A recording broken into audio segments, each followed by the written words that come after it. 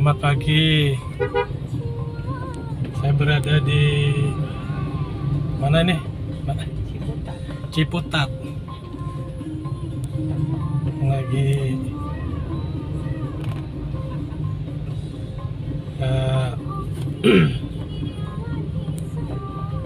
Ciputat lagi macet. Boleh tanya Mbak, namanya siapa Mbak? Saya Firly. Shirley. Ini mau kemana ini? Mau bekerja. Mau kerja Mbak ya? Nah, iya. Jalannya macetnya tiap hari gini ya Mbak ya? Iya. Yang betik. Nah ini kan tahapan pemilu sudah berjalan ya Mbak ya? Nah, harapan Mbak gimana pemilu ini? Ya harapannya sih semoga pemilu tahun ini bisa lebih jujur ya, maksudnya bisa lebih apa adanya. Jujur adil ya? Betul, jujur adil. Dan memang pilihannya itu sesuai dengan yang memang diharapkan masyarakat. Iya. Artinya ya kan sudah banyak gitu ya keluhan-keluhan atau banyak kendala-kendala yang dirasakan masyarakat gitu. Maksudnya jangan sampai aspirasi atau pendapat masyarakat dengan keluhannya itu diacuhkan gitu. Maksudnya harusnya bisa jadi bahan pertimbangan dan bisa menjadi apa ya, bisa menjadi apa namanya, PR. Ya, saya menangkap berarti DPR 5 tahun yang lalu itu menurut Mbak ya kurang greget ya? Iya, betul. Benar. Kayaknya gimana ya, maksudnya banyak gitu loh, banyak kendala yang dirasakan gitu. Oh iya. Terutama kayak gini deh, kayak jalanan gitu, masih banyak yang rusak. Iya. Yang tidak terurus gitu. Terus banyak juga di pelosok tuh yang memang masyarakatnya juga masih banyak membutuhkan gitu. Artinya dia tidak terlihat oleh pemerintah di sana gitu. Tidak terlihat oleh Pemda setempatnya gitu. Iya. Jadi mungkin harus lebih peka kali ya. Iya. Dengan sistem yang diharapkan jujur dan adil, maka terlahir pemimpin yang jujur dan adil juga Mbak ya? Betul, itu yang diharapkan sih. Kalau ada serangan fajar pakai amplop atau gimana Mbak? Aduh, gimana? Jujur saya paling nggak suka dengan itu. Nggak suka? Saya kalau misalkan ada serangan seperti itu, saya malah justru tidak akan mau memilih. Maka bisa dibilang saya tidak akan respect. Karena sama aja tuh mengajarkan kita untuk tidak jujur gitu. Itu kan hal kecil ya jatuhnya. Dari hal itu aja kita udah diajarkan untuk tidak jujur gitu, dengan embel-embel kasih uang supaya kita bisa milih orang itu gitu. Itu saya tidak suka sih sebenarnya. Saya lebih ke apa ya, memilih dengan hati dan memilih dengan memang pendapat saya sendiri, dan saya melihat pemimpin itu seperti apa sih gitu. Pasti kan dia ada backgroundnya dulu ya, ada pengalaman dan ada apa namanya ada kerja nyata gitu. Nah kalau misalnya nih ada caleg ya, orangnya bagus, dia punya rekam jejak yang punya prestasi. Cuma kan dia dari mencalekkan di DPR kan masih belum pernah jadi anggota DPR. Iya. Cuma dicalekkan. Nah, cuma dia kan nggak punya biaya. Kalau dia minta, misalnya dia apa namanya tuh melapor ke rakyat, misalnya istilahnya minta rakyat untuk partisipasi, misalnya gerakan rakyat itu loh. Misalnya contohnya gini, ayo rakyat, gerakan rakyat RP 2024 misalnya kan, artinya rakyat memberi sumbangan itu loh Mbak. Kebalikan dari yang tadi kan memberi ya, sekarang ini rakyat memberi sumbangan gotong royong, sehingga caleg ini terlepas dari balas budi dengan apa namanya, sponsor yang memberi modal. Karena kan pemilihan langsung ini kan sudah bukan rahasia umum ya, dananya itu kan miliaran ya. Nah, kalau ada caleg yang melapor ke rakyat, saya tidak punya uang nih, nah terus rakyat bergerak menyumbang entah 2.000 atau berapa, nah itu gimana menurut Mbak? Setuju enggak?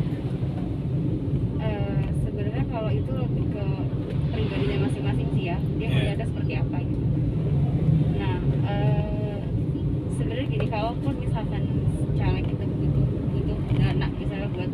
berarti dukungan lah ya. Iya, Dukungan betul. dari masyarakat gitu.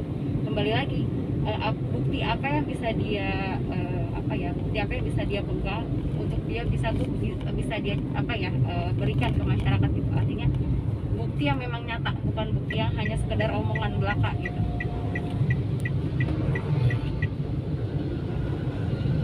Ya, misalnya kan banyak kan caleg yang pensiunan tuh, gitu.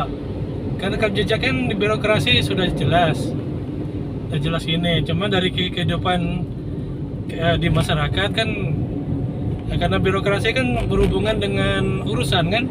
Iya. Cuma rekam jejak yang terpenting kan, misalnya dia nyata bebas dari korupsi, kolusi, nepotisme selama di birokrat. Cuma untuk ke masyarakat seperti kayak LSM atau apa kan belum ada. Apalagi mau pengalaman di DPR kan belum ada, nol besar kan gitu. Iya. Nah kalau seperti itu gimana kan? Terus dia juga namanya seorang birokrat kan nggak punya uang untuk biaya kampanye sampai miliaran gitu. Nah, sehingga dia laporan ke rakyat gimana dengan rekam jejak yang ada ini, rakyat membiayai dan dia insya Allah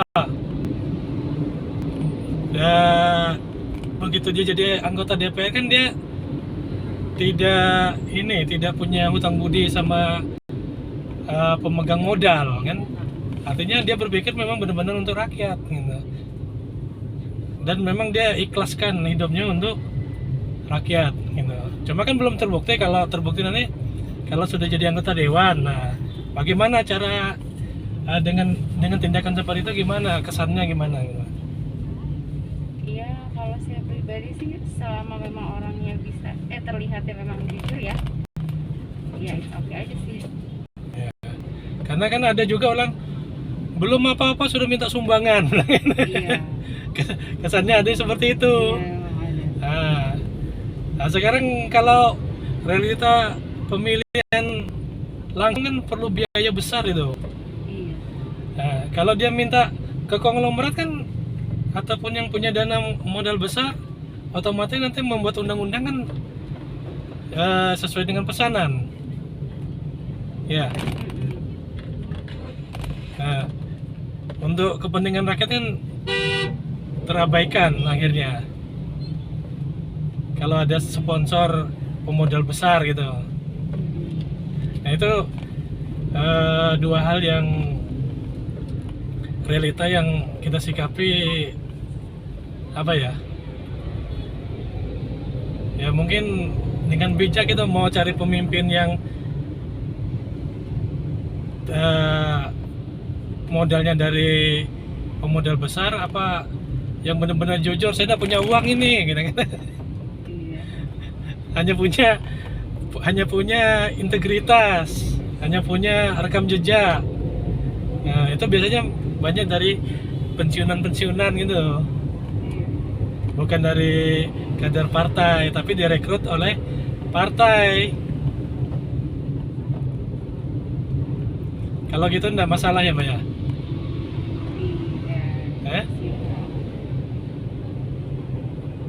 Intinya yang paling penting itu sistem pemilu memang harus jujur dan adil ya. Iya, Transparan, tidak ada mafia di TPS ya, Iya.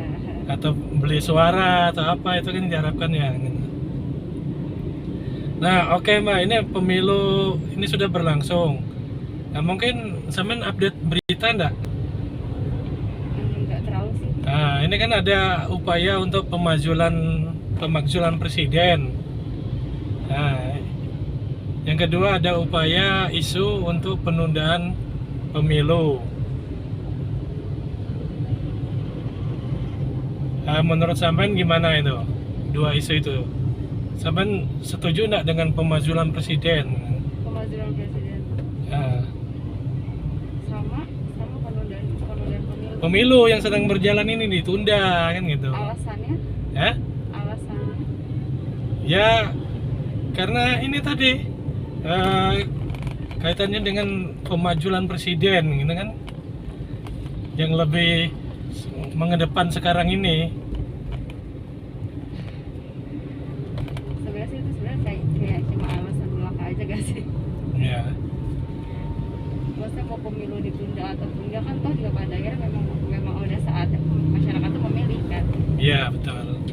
Pesta ya, Iya. pesta yang ditunggu-tunggu. Dan kan memang sudah ibaratnya sudah apa ya, sudah rutinitas tiap 5 tahun sekali gitu kan. Ya, Jadi kayak mau ditunda atau enggak itu sebenarnya cuma hanya ya isu-isu belaka sih sebenarnya. ya, Karena pada akhirnya juga mau cepat atau lambat pasti rakyat akan memilih. ya. Jadi intinya kalau dari pernyataan sampean, bahwa rakyat itu menghendaki pemilu ini berjalan ya Iya sesuai dengan jadwal tahapan yang ada kan. Tidak diganggu oleh isu-isu. Jadi isu-isu pemajuan itu rakyat menolak ya. Iya. Nah, itu karena bukan itu yang dikehendaki oleh rakyat. Ya, terima kasih Mbak. Mbak siapa tadi Mbak? Firly. Ya, Mbak Firly. Mbak Per? Iya, Firly. Perli. Ya, terima kasih Mbak Perli. Mbak Perli ini adalah aktivitasnya di lembaga pendidikan, terutama pendidikan usia dini. Nah, itu merupakan tunas bangsa usia dini. Ya. Jadi pesan kepada pendidikan usia dini apa Mbak? Sampean? Pesannya tuh apa ya? Untuk orang tua tuh coba lebih Ada alat pengukur kecepatan di depan. lebih aware lagi dengan anaknya. Artinya pendidikan usia dini itu penting. Jadi bukan berarti pendidikan usia dini itu ibaratnya pendidikan yang hanya untuk main-main saja gitu. Karena pendidikan usia dini itu awal karakter anak itu terbentuk, awal anak itu bersosialisasi dengan lingkungannya, dan awal anak itu mulai sedikit mengenal mengenal lingkungan sekitar gitu. Jadi artinya pendidikan anak usia dini itu penting untuk apa ya, diperhatikan. Ya. Nah, dalam pembentukan karakter itu ada enggak pembentukan karakter anti korupsi? Ada. Ada. Contoh konkretnya apa, Mbak? Contoh konkretnya tuh kayak misalnya nih anak PAUD, misalnya kayak kemarin nih waktu lebaran dikasih uang THR lah gitu sama gurunya. Nah itu dibagi rata gitu lah, pokoknya semua dibagi rata. Nah ada salah satu uang anak itu jatuh. Nah terus ada pokoknya satu anak tuh yang memang mengambil dan dia nggak mengaku gitu. Itu kan salah satu contoh kecil perbuatan korupsi kan jatuhnya ya. Yeah.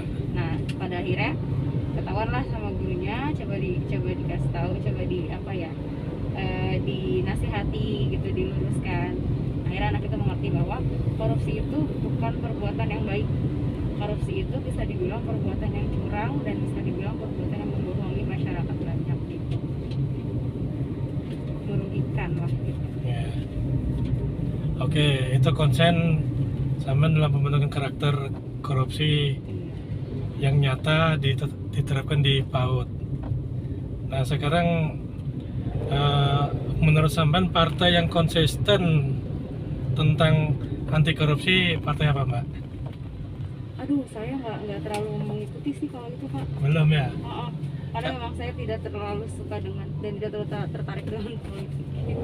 Iya, korupsi. Kalau PSI? Itu partai baru ya, saya nggak terlalu familiar sih. Ya, PSI itu partai solid, Solidaritas Indonesia. Nah itu dia memang getol dengan pemberantasan anti korupsi. Nah, cuma sampai saat ini kadernya belum ada yang di DPR. Ya moga-moga 2024 Mbak ya. Itu kan kita generasi tunas muda juga sudah menyatakan anti korupsi kan gitu. Nah, jadi relevan dengan tadi yang sampai ngomongkan bahwa selama ini yang sudah menjabat di DPR itu kurang greget dalam hal kepentingan rakyat. Nah, semoga generasi muda dari PSI ini kalau didorotan oleh rakyat menjadi anggota DPR, dia punya idealisme yang memang anti korupsi dan siap untuk bersih-bersih DPR. Ya semoga aja harapan besok dengan adanya PSI masuk DPR, DPR lebih berwarna, karena kalangan muda kan pasti punya semangat yang memang benar-benar idealisme untuk membangun kejayaan bangsa negara yang terbebas dari kolusi, korupsi, dan nepotisme. Demikian Mbak ya. Nah itu aja tadi wawancara spontan sambil dalam perjalanan saya, driver online Muhammad Arif Taruna, dengan Mbak Perli. Ya, semoga bermanfaat bagi kita semua warga Indonesia dalam hal referensi untuk memilih pemimpin 2024 dengan sistem yang diharapkan jujur dan adil. Amin. Selamat pagi semuanya. Salam solidaritas Indonesia.